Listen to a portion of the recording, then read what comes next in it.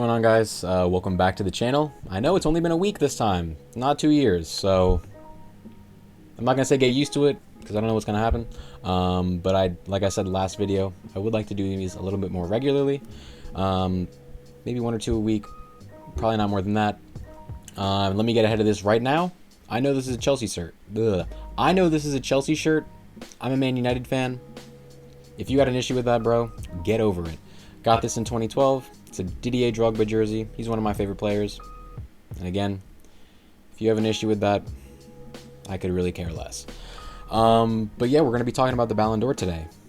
So for my American viewers, my viewers that might not watch soccer, my friends that might not watch soccer that are watching this to support me, 1, thank you. And 2, the Ballon d'Or. It's French for Golden Ball. It's a yearly award, most prestigious award in men's football. Essentially an MVP, but instead of for a specific league, this is for the entire planet. So as you can tell, it's a pretty big deal. It's voted on by 100 soccer journalists every year, 1 from each of the top 100 footballing countries in the world. Criteria is exactly what you'd expect it to be.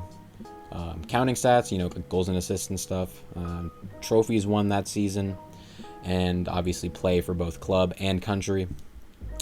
But yeah, so we're a far cry away from the times where Leo Messi and Cristiano Ronaldo were the clear front runners year in and year out for the Ballon d'Or.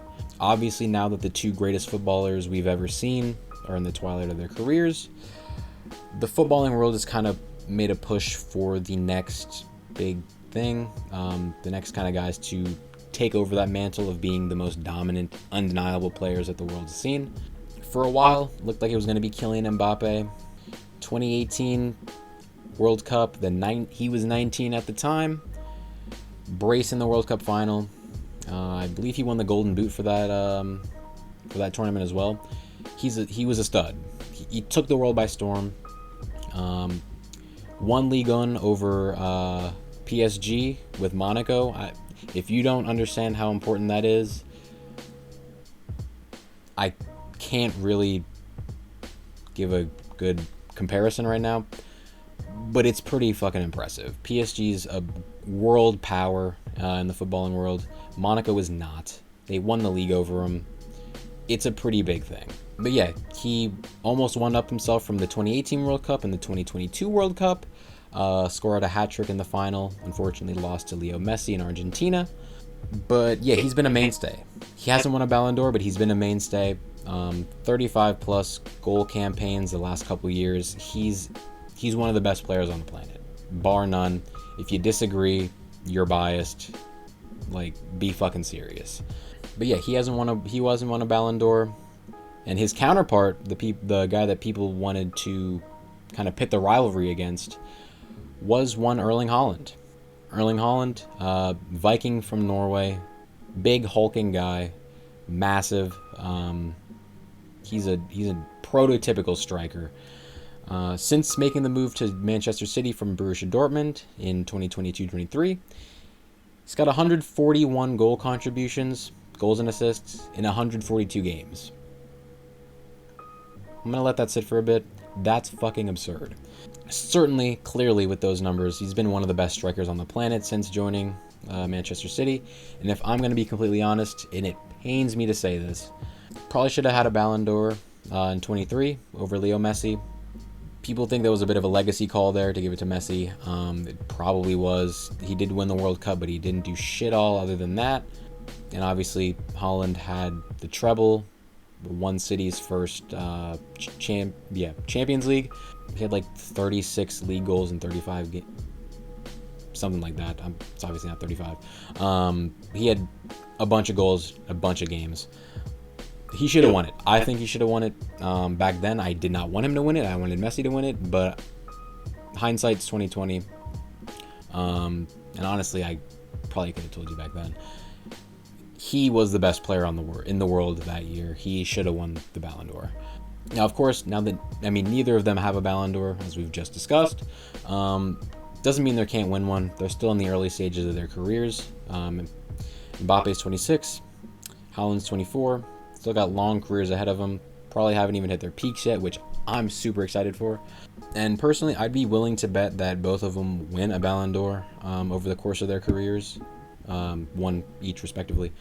But yeah, I think football's in a great state right now. Even though we don't have that perennial battle, those two guys that we're going to be in the Ballon d'Or race year in and year out. It's just about who's going to win it. I think the parity is a good thing. I like not knowing who's going to win Ballon d'Or year after year, at least going into the season. I think it's fun. I think it makes for great conversation, like the one we're having right now. And yeah, I mean, like I said, football is in such a great place right now, because the last couple of years, people weren't really thinking that. And that's kind of a topic for a different video. But first and foremost, wingers are back, and they're back full force. PSG's got a billion techie wingers. Obviously, Barcelona, Lamine Yamal, Rafinha. I'm not going to go through the whole list of brilliant wingers in the game right now, but there's a bunch of them, and they're all flair, all techie, whatever word you want to use for them. They're restoring the feeling, especially the last couple months. That PSG Inter semifinal draw in the UCL, glorious. Never seen a better tie than that, ever. But yeah, the game's in a great spot. We've had so many great individual seasons this year. You could honestly make an argument for like 4 or 5 players to win the Ballon d'Or. You got guys like Mo Salah, Ousmane Dembele, Rafinha, and Lamine Yamal, like I already mentioned earlier. And of course Mbappe, who I already mentioned previously as well. I mean, you can throw a couple other guys in there. Haaland's always going to have a shout. Donnarumma from Spain, or not from Spain, oh my gosh, from PSG. The Italian goalie from PSG. I've heard people talk about Nuno Mendes. I'll save that, actually. He's been balling, though. But, I mean, yeah. Each of those players have a legitimate... Well, I mean, not the last couple. But the first 5 that I said, Dembele, Salah, Rafinha, Yamal, Mbappe, all have legitimate arguments to win the award. Each of them have had incredible seasons in their own rights. And the really big thing that stands out to me, these 5 guys were not in the top 5 in voting last year, like, at all. I think Mbappe might have been like 6. But I think that's really, really cool. And I think something that a lot of people don't really seem to grasp is that from 1990 to 2007, before Leo, Messi, and Ronaldo were kind of going back and forth year in and year out, there wasn't a repeat winner. In fact, the only player to win the award more than once between 1990 and 2007 was Ronaldo Nazário, the one from Brazil. Not, the Portuguese GOAT or whatever, Cristiano. Yeah, he was the only guy to win it more than once over those 17 years. So this is nothing new to us, or this shouldn't be anything new to the footballing world. It's obviously going to be new to the players that grew up on, or the people that grew up on Messi and Ronaldo, like myself.